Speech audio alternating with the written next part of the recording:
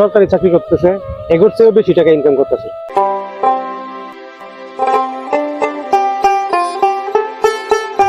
আব্বা কি করে আনো কাজ করতেছ তুমি?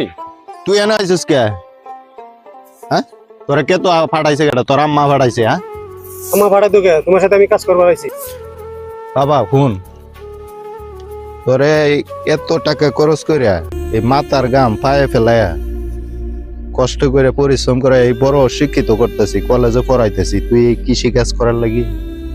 হ্যাঁ, তুই যে আইসস ঠিক আছে আইসস, কিন্তু আমার স্বপ্নটা তুই পূরণ করতি না?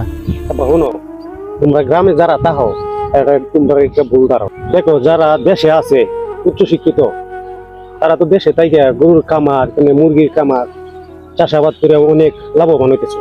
যারা সরকারি চাকরি করতেছে, এগুলোর চেয়েও বেশি টাকা ইনকাম করতেছে। বলে সমস্যা কি?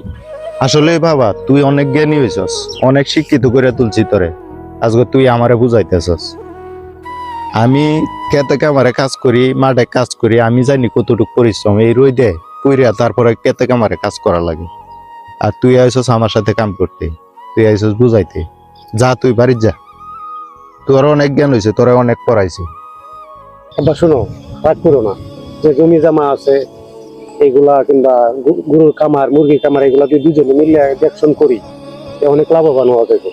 আমি চিন্তা ভাবনা করে তুমি দেখো, যারা সরকারি চাকরি করে এদের চেয়ে আমি বেশি টাকা ইনকাম করে তোমার দেখায় দেব।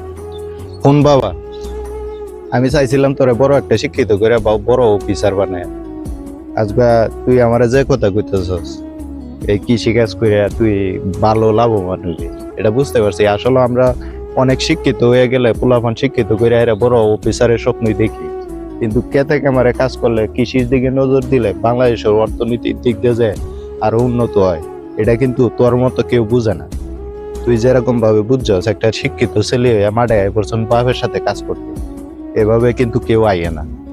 আসলে তুই মানবতার পরিচয় দিছস, তোর পরিচয় দিতে আমি সমাজের কাছে একদম বাবা মনে করবো।